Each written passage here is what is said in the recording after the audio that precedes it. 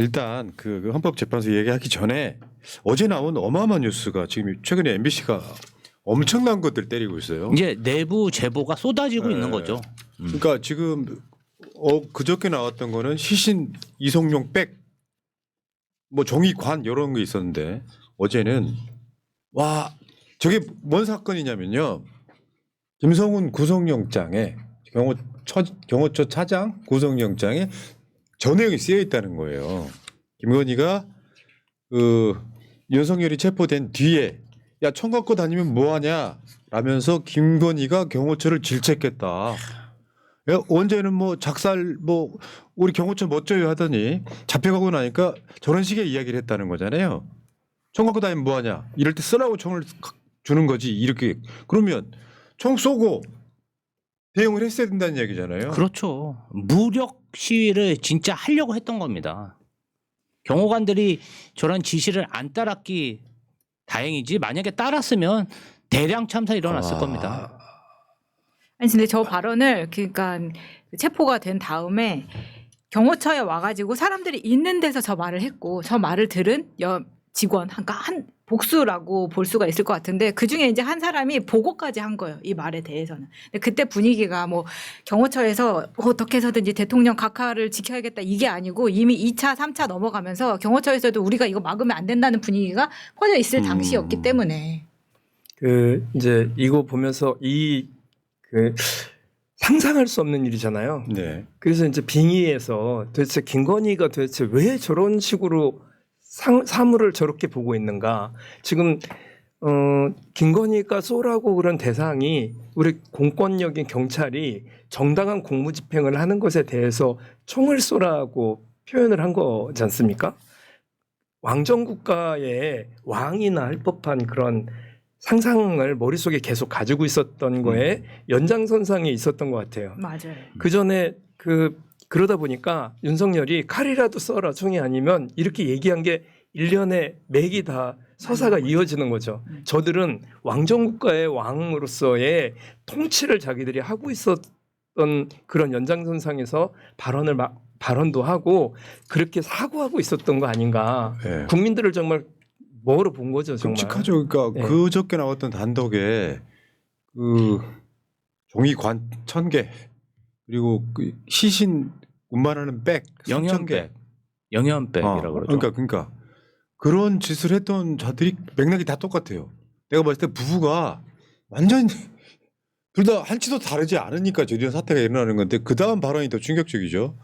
내 마음 같아서는 지금 이재명 대표 쏘고 나도 죽고 싶다. 아니 저 윗선이라고 하는 사람들이요. 대통령 부인이나 대통령이 저렇게 발언하면 나중에 결국 사고 나거든요. 사고 나죠. 아니 근데 내라는 윤석열이 일으켰는데 왜 이재명을 쏩니까? 아니 그렇잖아요. 이렇게 일을 망친 사람은 윤석열인데 왜 이재명 대표를 원망하는지 모르겠어요. 그러니까 우리가 한 건 정당해 내라는 정당에 탄핵시킨 이재명 대표는 나빠 이거잖아 논리가 지금. 왕정국가의 왕에게 저항하는 그 당수로서의 역할들을 하고 있다고 생각을 하지 않으면 그런 일이 발생하지 않는 거죠.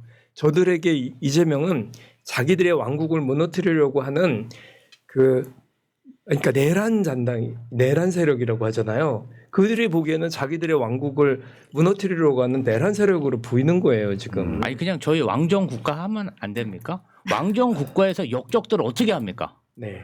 왕정 국가에서 역적들처럼 좀 했으면 좋겠다는 국민들이 많이 답답해 죽겠다. 인정을 멸하죠. 원래 이렇게 아이고 과격하게 방송이 지금 요즘 점점 과격해지고 있어요. 모두가. 국민들 마음을 대변하려다 네. 보니까 네. 실제로 이제 윤석열 측 입장문은 이런 거예요. 경호처에 물리력 사용하지 말고 마찰 없이 대응을 강조했다.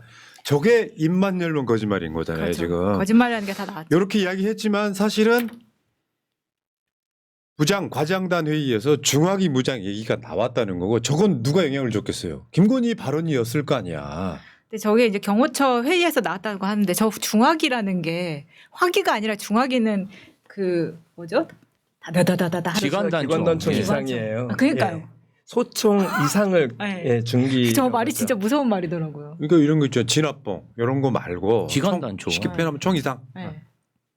실제로 기관단총을 들고 배회하는 그런 무력시하는 모습을 언론에 노출시켰잖아요. 일부러. 예. 네, 총 메고. 저기 봐봐요. 경호처 간부의 진술이 있습니다. 윤석열이 청기 사용 검토 취지 지시했다.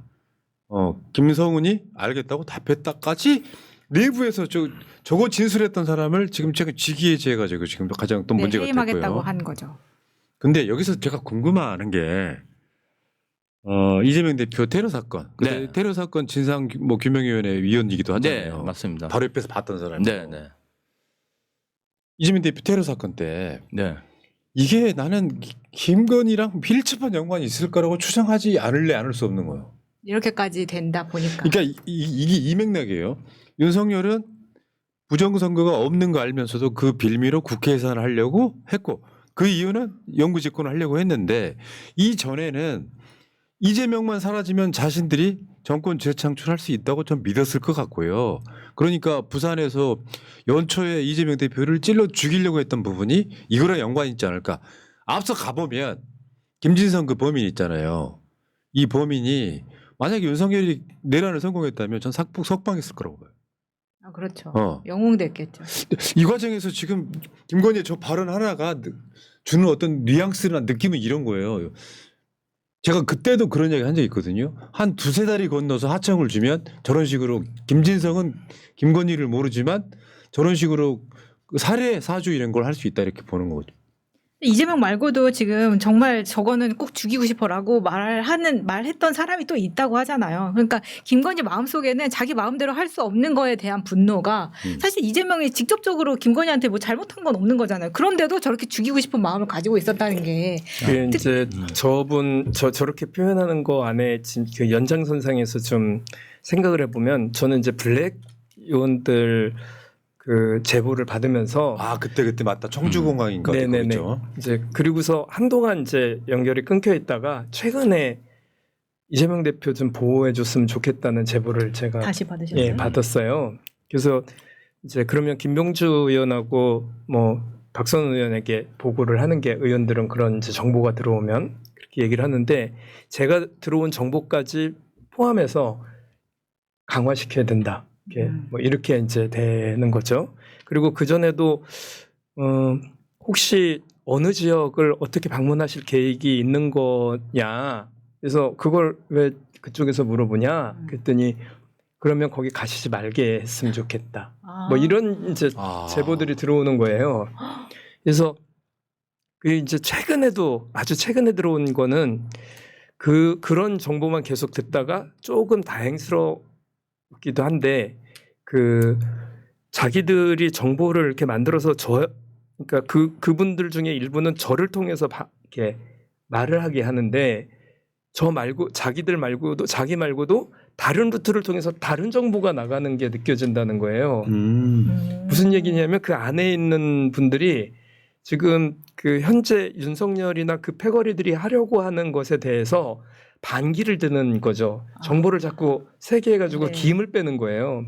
예컨대 그 설악동우회 제가 다른 방송에서 얘기를 했는데 설악동우회라는 게 있어서 연세가 많은 그 블랙 요원들이 사고를 칠지 모른다. 그 사람들을 지금 그 접촉을 하는 것 같다.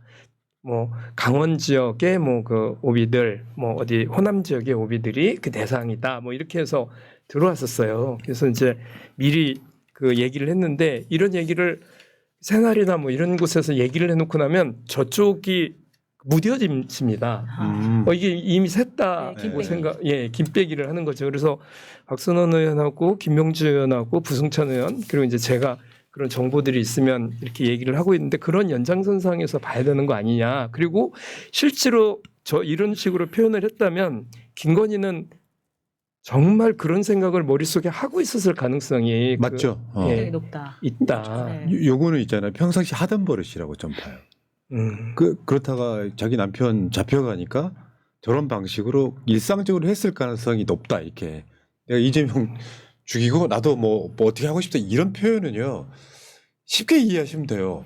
김정숙 여사가 똑같은 상황 이렇게 표현했다 그러면 난리 났을 거예요. 난리 났죠. 근데 재밌는 게 MBC 단독인데 이걸 안 받아 언론사들이. 자 그리고 또 있습니다. 지금 오늘 할 얘기가 많아서 좀 더 나가 볼게요.